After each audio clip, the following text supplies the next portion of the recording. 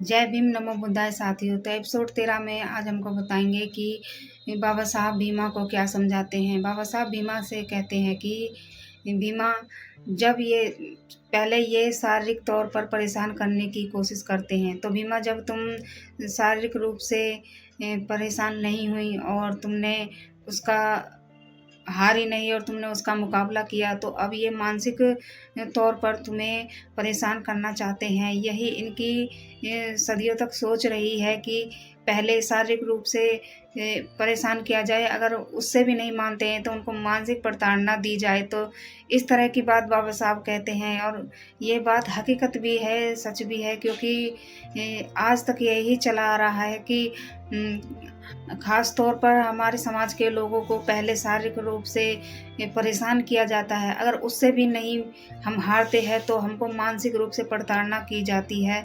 जैसा कि मैं आपको बता दूं कि मैं भी जब बाबा साहब की वीडियो बनाती हूं तो मुझे भी कभी-कभी मानसिक तौर पर इस तरह के लिए सोचने के लिए मजबूर कर दिया जाता है कि हम वास्तव में छोटी जाति के हैं, मतलब जताने की कोशिश करते हैं कि तुम छोटी जाति के हो और तुम्हारी यही औकात है। इस तरह के कमेंट भी मुझे आते हैं साथियों। तो ये हकीकत बात है जो बाबा साहब कहते हैं कि ये जब शारीरिक तौर पर आपको नहीं हरा पाते हैं तो ये मानसिक तौर पर परेशान करने का कार्ड खेलते हैं। तो साथियों, आगे हम शुरू करते हैं यह एपिसोड की कहानी। तो चलिए शुरू करते हैं। भीमा बाबा साहेब की किताबों को देख रही होती है। तभी मेवा आता है और भीमा से पूछता है, क्या पढ़ रही हो भीमा? भीमा कहती है, बाबा साहेब की किताबें पढ़ रहे हैं बाबा। मेवा कहता है, ये क्या भूत सवार हो गया है तुम पे भीमा? तभी छबीला आ जाता है और कहता है, ये भूत ठीक है ना भैया? ये गांव वाले अपनी बिरादरी के लोग कोई आया है? यहाँ बस अपनी परेशानी साझा करने के लिए आते हैं। ये लोग पहली बार कोई किताबें लेकर आया है। यहाँ पढ़ने आए या ना आए, हमें तो बहुत खुशी हो रही है भैया। साल भर हमें 500 जगह ऐसी जगह जाते हैं जहाँ किसी न किसी का बेटा पढ़ रहा होता है। जिस दिन भीमा पढ़ लिख कर बड़ी बन जाएगी, उस दिन छबीला अपनी जिंदगी का सबसे अच्छा नाच करेगा। सुबह हो जाती है और भीमा विद्यालय पहुंच जाती है। भीमा के पहुंचते ही सभी गुरु भीमा को घेर लेते हैं और प्रिंसिपल साहब भीमा को झाड़ू देकर फिर पूरे विद्यालय की सफाई करने के लिए कहते हैं। भीमा सफाई करने के लिए राजी हो जाती है और कहती है, गुरुजी, पढ़ाई के लिए हम सब कुछ कर सकते हैं, लेकिन इससे पहले हम एक और काम करना चाहते हैं, और गुरुजी से झाड़ू मांगती है। हेडमास्टर साहेब कहते हैं, अब क्या नाटक करने वाली हो? तभी भीमा कहती है, हेडमास्टर साहेब, हम जो भी काम करेंगे स्कूल की मर्यादा में रहकर ही करेंगे। हो सकता है फिर आप खुद हमें झाड़ू लगाने से मना कर दो। तभी दूसरे गुरुजी बोलते हैं, हम में से कोई ऐसा नहीं करेगा। तभी भीमा कहती है, एक बार झाड़ू तो दीजिए, फिर देखना आप ही मना करेंगे। उसके बाद गुरुजी झाड़ू देते हैं। सभी की निगाहें भीमा पर होती हैं और भीमा झाड़ू लेकर चलती है और चपरासी के पास जाती है और कहती है, आपका ही है ना झाड़ू लगाने का? तो फिर आज आप ही झाड़ू लगाएंगे, क्योंकि हमने 3 दिन तक टिकना है इस विद्यालय में। आप तनख्वाह लेते हैं इस काम को करने की।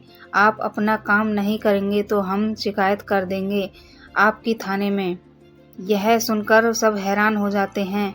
भीमा बाबा साहेब की वो बातें याद करती है जो बाबा साहेब ने समझाई थी। उसके बाद चपरासी कहता है, देखिए मास्टर साहेब, कल की आई लड़की हमें धमका रही है। हमें आपके चक्कर में हम अपनी नौकरी नहीं गंवाना चाहते। यह पहले ही डीएम साहब को बुला चुकी है और दोबारा भी बुला सकती है।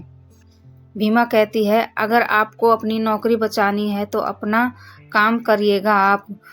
उसके बाद भीमा हेडमास्टर के पास जाती है और बोलती है, आप गुरु हैं, शिक्षा का दान दीजिए। हमारी बिरादरी को परेशान करने के लिए तो पूरा गांव है और पूरी दुनिया है, इसलिए आप हमें परेशान ना करें। गुरु हैं आप हमें बस पढ़ने दीजिए।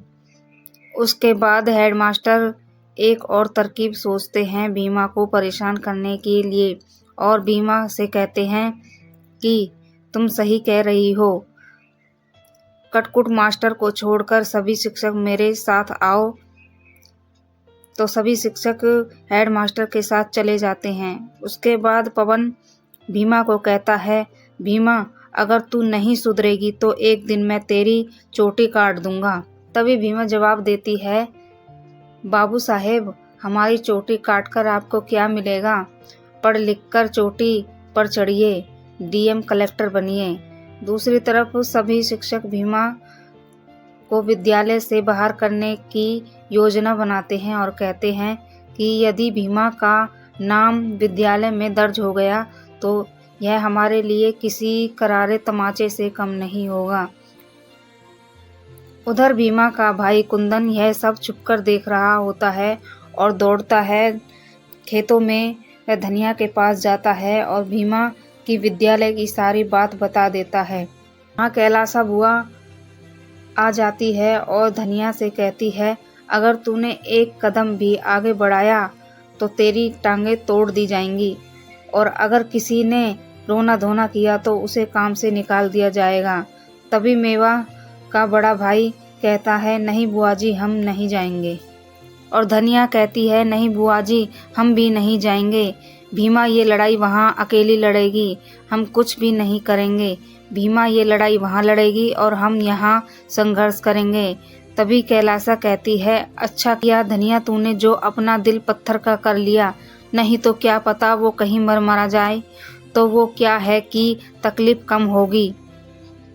उधर विद्यालय में भीमा सोचती है कि ऐसा क्या ला रहे हैं और मेरे साथ क्या करने वाले हैं। तो सभी शिक्षक जूते इकट्ठे करके लाते हैं और भीमा से कहते हैं कि भीमा हम तुम्हारे लिए जूते लाए हैं, इन्हें तुम अच्छी तरह चमका दो, आज के लिए तुम्हारा यही काम है। यह कहकर वे हंसने लगते हैं। विद्यालय की घंटी बज जाती है, सभी बच्चे कक्षा के अंदर चले जाते हैं। यह सब देखकर कटकुट गुरुजी भीमा से कहते हैं कि भीमा तुम थाने में जाकर रिपोर्ट लिखवा दो, तुम्हें ज़रूरत नहीं है ये सब करने की। तभी भीमा कहती है, गुरुजी इनकी हर कोशिश रहेगी कि हमें 3 दिन में यहाँ से भगाने की और हर कोशिश रहेगी यहाँ रुकने की।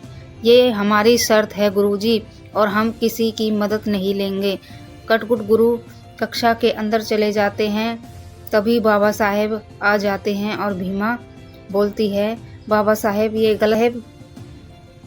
गलत बात है ना, ये जूते चप्पल देकर बोल गए हैं कि इन्हें चमकाओ। तभी बाबा साहेब कहते हैं, ये मनोविज्ञान है भीमा, कल इन्होंने तुमसे शारीरिक काम करवाया और सोचा कि तुम टूट जाओगी, लेकिन तुम टूटी नहीं, तुम लड़ी और आज फिर से लड़ने आ गई।